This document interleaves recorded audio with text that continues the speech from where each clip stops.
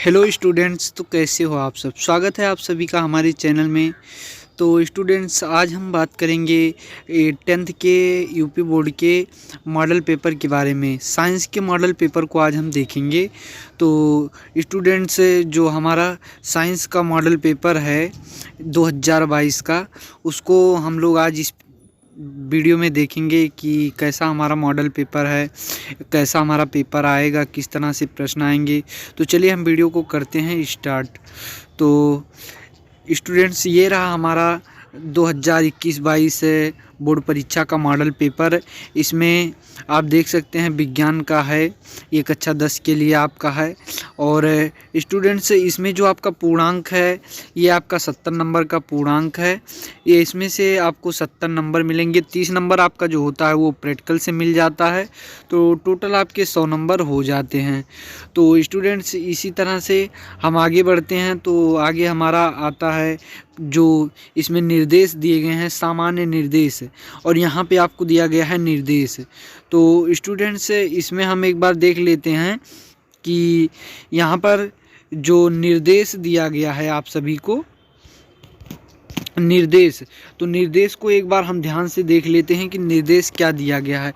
निर्देश में आपका दिया गया है समय। पहले आप देखेंगे समय 3 घंटे 15 मिनट, आपको 3 घंटे 15 मिनट का समय दिया जाएगा। जैसे कि प्रारंभ के 15 मिनट परीक्षार्थियों को प्रश्न पत्र पढ़ने के लिए निर्धारित हैं, जिसमें से आपको जो पहला 15 मिनट रहेगा उसमें आपको पेपर को एक बार अच्छे से पढ़ लेना है, सभी क्वेश्चन को ध्यानपूर्वक देख लेना है। उसके बाद फिर आपको आगे बढ़ना है। उसके बाद 3 घंटा आपको टोटल मिलता है लिखने के लिए। फिर तो इसी तरह से हम आगे बढ़ते हैं। सामान्य निर्देश जो दिया गया है फर्स्ट नंबर पे आपका, यह प्रश्न पत्र 3 खंडों का खा गा में विभाजित है। जो आपका ये पेपर आएगा स्टूडेंट्स, ये आपका 3 पार्ट में विभाजित रहेगा। का खा गा तीनों पार्ट में आपका विभाजित रहेगा। एक में आपका फिजिक्स रहेगा, एक में केमिस्ट्री रहेगा, एक में बायो रहेगा। तीनों सब्जेक्ट आपके 3 पार्ट में रहेंगे। का खा गा 3 खंड में रहेंगे। और दूसरा हमारा क्या है, दूसरा क्या कहता है कि प्रत्येक खंड का पहला प्रश्न, प्रत्येक खंड का पहला प्रश्न बहुविकल्पीय है। प्रत्येक खंड का पहला प्रश्न बहुविकल्पीय है, जिसमें 4 उत्तर विकल्प दिए गए हैं। जैसे आपका बहुविकल्पीय रहेगा, उसमें आपको 4 ऑप्शन दिए जाएंगे, A B C D या आ बा सा दा, ऐसे आपको 4 ऑप्शन दिए जाएंगे, जिसमें से आपको एक सही करना है। तो ये 4 ऑप्शन में से आपका एक सही रहेगा, बाकी 3 गलत रहेंगे। तो जो सही रहेगा उसको आपको लिखना है। इसी तरह से सही विकल्प चुनकर अपनी उत्तर पुस्तिका में लिखिए। तो आपकी 4 ऑप्शन रहेंगे, चारों में से आपको सही विकल्प चुनकर आपको अपनी उत्तर पुस्तिका में लिखना है। तो हमारा तीसरा जो शर्त है वो क्या कहता है कि प्रत्येक खंड के सभी प्रश्न एक साथ करना आवश्यक है। मतलब आप ऐसा नहीं कर सकते हैं कि खंड का 2 प्रश्न किए और उसके बाद फिर आप चले गए खंड खा में, और खंड खा में 2 प्रश्न किए, तब फिर आप खंड का लिखना शुरू कर दिए, फिर खंड गा का लिखना शुरू किए। इस तरह से आप नहीं कर सकते हैं फ्रेंड्स। तो जैसे आप खंड का स्टार्ट कर रहे हैं, खंड का को आपको करने के लिए स्टार्ट कर रहे हैं, जैसे आप खंड का के प्रश्न कर रहे हैं, अब उसमें से जो सभी प्रश्न हैं आपको एक सीरियल से कर देना है। जो नहीं आ रहा है उसकी जगह छोड़ देने हैं, उसके आगे आपको कर देना है। आप ये नहीं कि खंड का जो प्रश्न रहे वो ले जाके आप खंड गा में करिए, तो ऐसा करेंगे तो आपका नंबर भी कट सकता है। आपको ध्यानपूर्वक ये बातें ध्यान रखनी है। और इसी तरह से हमारा जो चौथा है, ये चौथा कहता है कि सभी प्रश्न अनिवार्य हैं, मतलब सभी प्रश्न हल करने अनिवार्य हैं। और यहीं से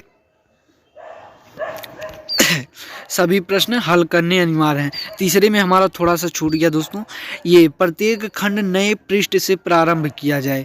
मतलब जैसे आप कोई खंड लिख रहे हैं, जैसे खंड का के प्रश्न आप हल कर रहे हैं, अब आपके पृष्ठ में इतनी जगह बच गई है, 4 लाइन बच गया है आपका, तो आप ये नहीं कि फिर यहीं से खंड खा स्टार्ट कर देंगे। अगर का लिख रहे हैं तो खा यहीं से नहीं स्टार्ट करेंगे, आप नए पेज से, नया पेज ओपन करेंगे, तब वहाँ से खंड खा स्टार्ट करेंगे।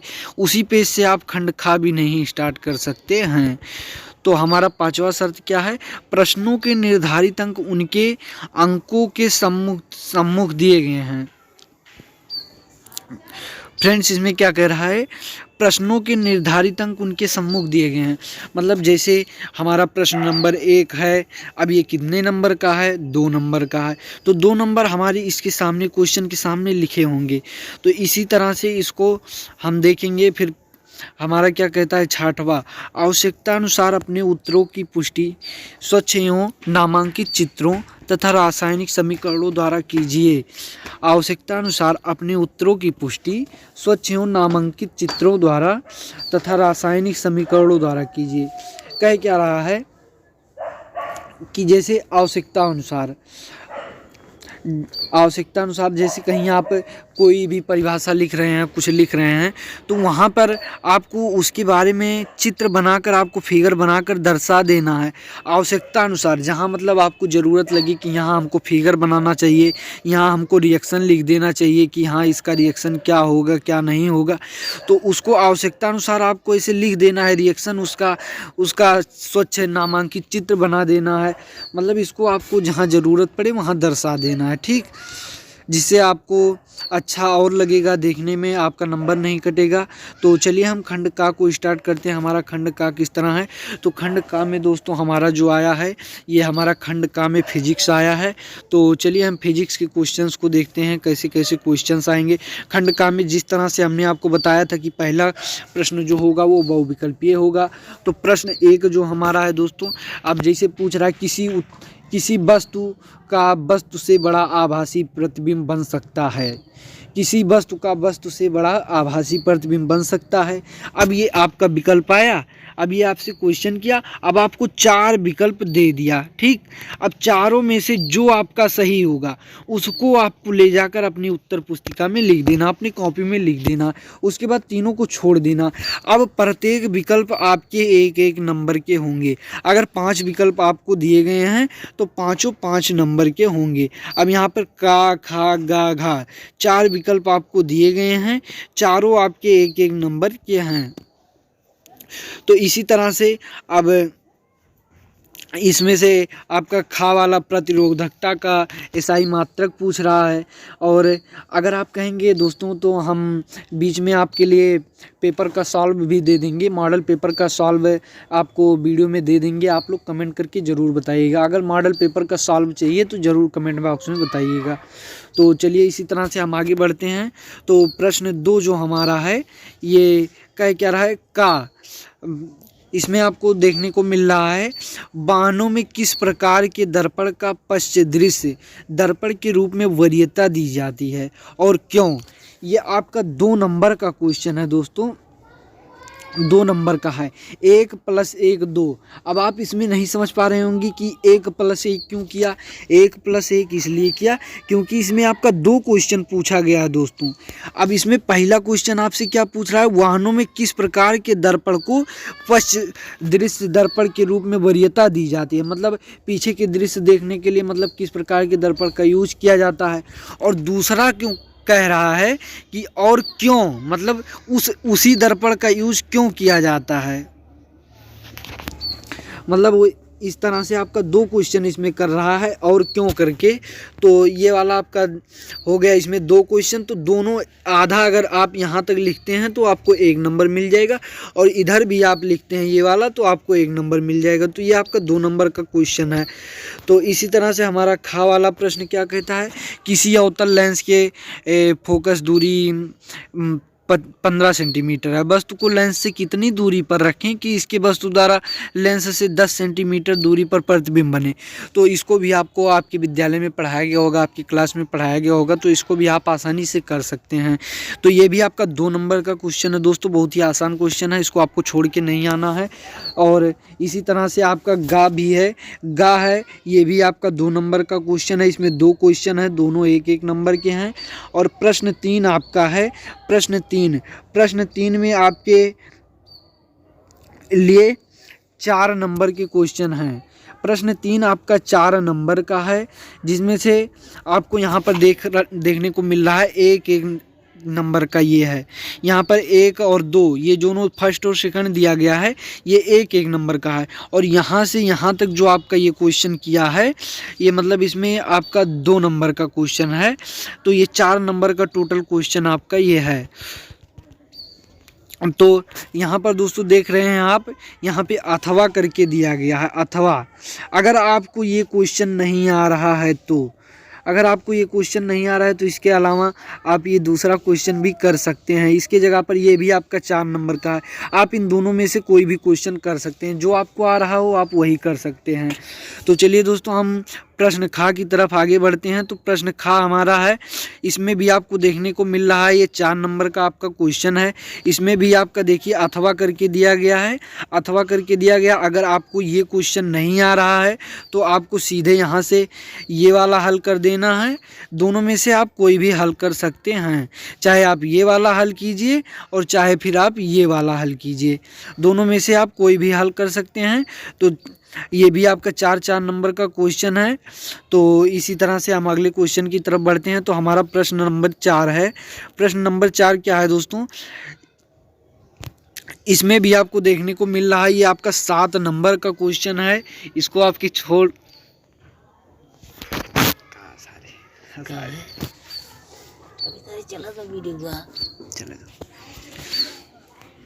इसको आपको छोड़कर नहीं आना है। 7 नंबर का क्वेश्चन है, ये बहुत ही इंपॉर्टेंट क्वेश्चन होता है आपके लिए। ये फिजिक्स में 7 नंबर आपको देता है। इसमें भी आपको 2 नंबर ऑप्शनल मिलते हैं, मतलब 2 क्वेश्चन ऑप्शनल मिलते हैं, दोनों में से आप एक कोई भी कर सकते हैं। तो इसी तरह से अब हम फिजिक्स से पूरा कर चुके हैं खंड का, तो अब आगे बढ़ते हैं खंड खा की ओर। तो फ्रेंड्स हमारा खंड का खा क्या है, ये है हमारा केमिस्ट्री का क्वेश्चन इसमें आता है हमारा खंड खा में। तो यहाँ पे प्रश्नोत्तर नंबर 5 आपका है, प्रश्न नंबर 5।